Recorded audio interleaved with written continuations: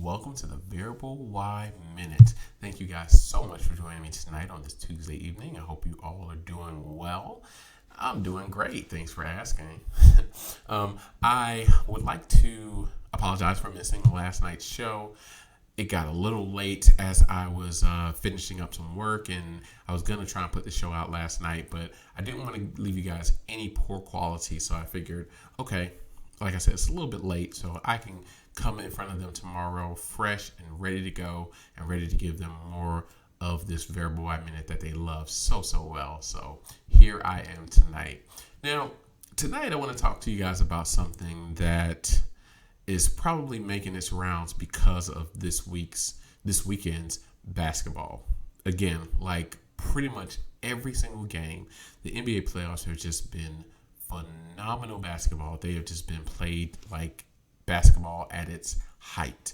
And before, I thought nothing gets better than playoff basketball, but it seems like nothing gets better than playoff basketball in the bubble. Because, again, shout out to my man Will, who said this.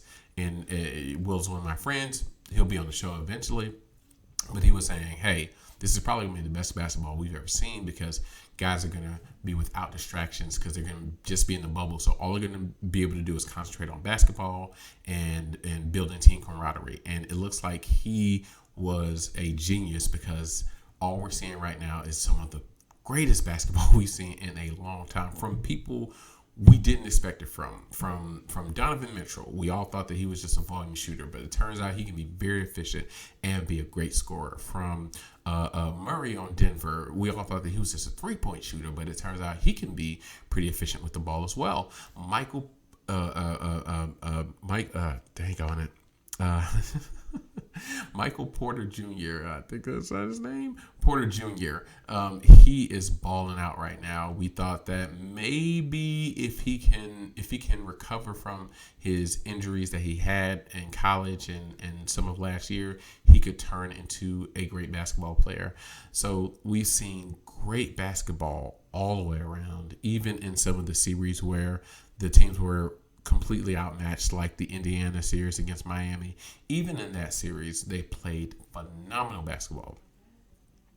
I don't think anybody has been more of a breakout star, however, than Luka Doncic. And of course, most of you who have been watching know that Luka has balled out except in every game except for the one where he twisted his ankle. Every single game except for that one, he has completely balled out. He has taken over the playoffs. He has taken over the league. He has taken the league by storm. He did it last year as last year's Rookie of the Year, and he has just stepped his game up tremendously. We all had questions about him coming to the States. We all wondered, well, is he big enough? Is he strong enough? Is his body thick enough to take on the pounding of the NBA? He's about 6'8", 6'9", so he's going to have to go in there and bang with some of the big boys, but he's also a ball handler, so is he going to be quick enough to get past some of the small boys?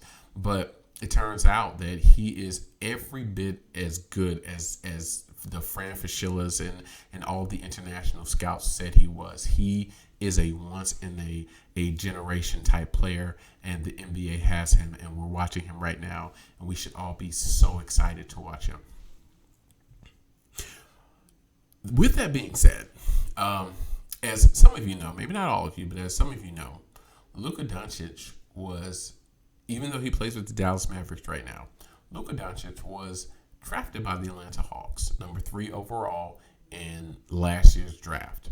And the Atlanta Hawks traded Luka for, I'm sorry, I said last year. I should have said last season's draft. So that would have been the 2018 draft.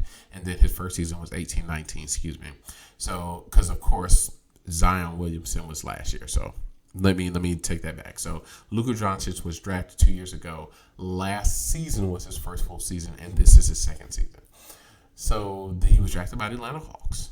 And the Dallas Mavericks, number 5, they drafted Trae Young, and then the Atlanta Hawks traded Luka Doncic for Trae Young and another pick. So as we were watching the games, as we're going through our last season and going through this season, Luka started out really great. He started out excellent, and he's been excellent ever since he started in the league. Trey, on the other hand, started off kind of slow his rookie year, but then came out on fire. And then this year, he was averaging, upwards of 20 points, almost 30 points a game, and very high in assists. So, and he was a first-time All-Star. So it seems like, okay, there really are no losers in this draft. However, you do have some of the people who are out there who like to bash on the Hawks to say, hey, the Hawks, they squandered another draft. They went out there and they drafted somebody, and then they either traded him away or they drafted the wrong guy, and the Hawks are not going to do anything. So that's pretty much what I wanted to talk to you guys about tonight. I want to know what you guys think. If you think that the Hawks made the wrong decision, if you think that the Hawks should have kept Luka, let me know what Luka would look like here. Because I have to say that Luka is succeeding in Dallas, but he also has a great coach. He has a great coach that coaches guys up. I mean, he's got Tim Hardaway Jr., who's looking great. He's got Kristaps Porzingis, who honestly I didn't think was that great of a player. I still don't think he's that great. I don't think he's a number one, but he looks like a great number two. He's making Seth Curry, not Steph, not Dale. He's making Seth Curry look like he actually belongs in the league.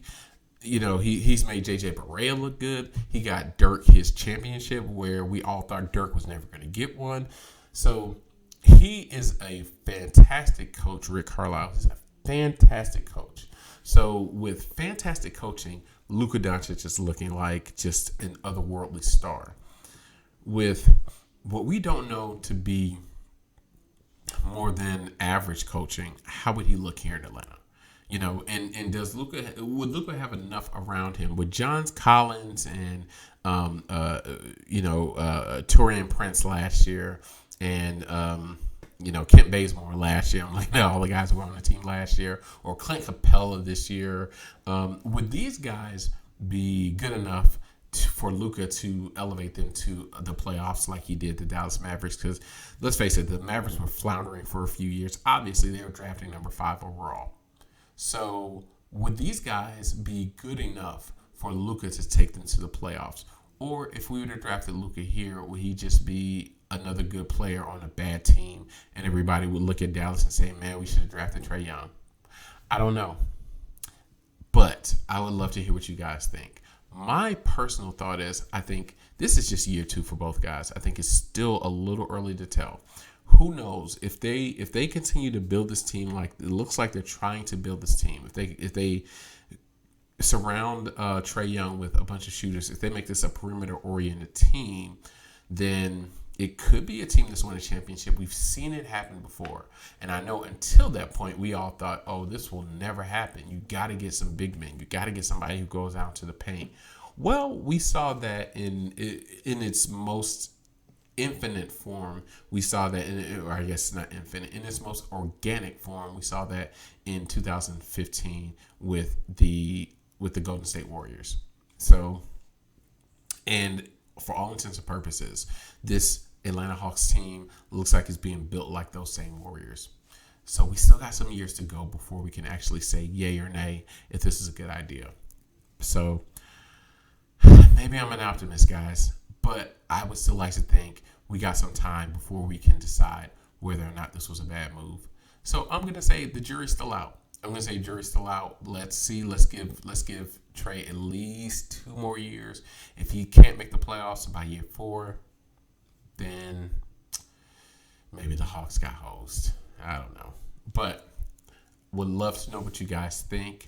I hope you guys enjoyed the show tonight. We will be back tomorrow, I promise. We'll be back tomorrow. We're going to watch some Luka tonight, and we'll see what he does, and then we'll be back tomorrow to discuss it. I hope you guys enjoyed the show. Kiss and hug your loved ones, and be safe out there. Wear your mask, social distance. Let's get this thing under control, guys. And of course, you can always catch me on other forms of social media. You can catch me on Instagram at variable Y altogether, and you can catch me on Twitter at variable_Y. Thank you. Have a wonderful night. We'll talk to you later.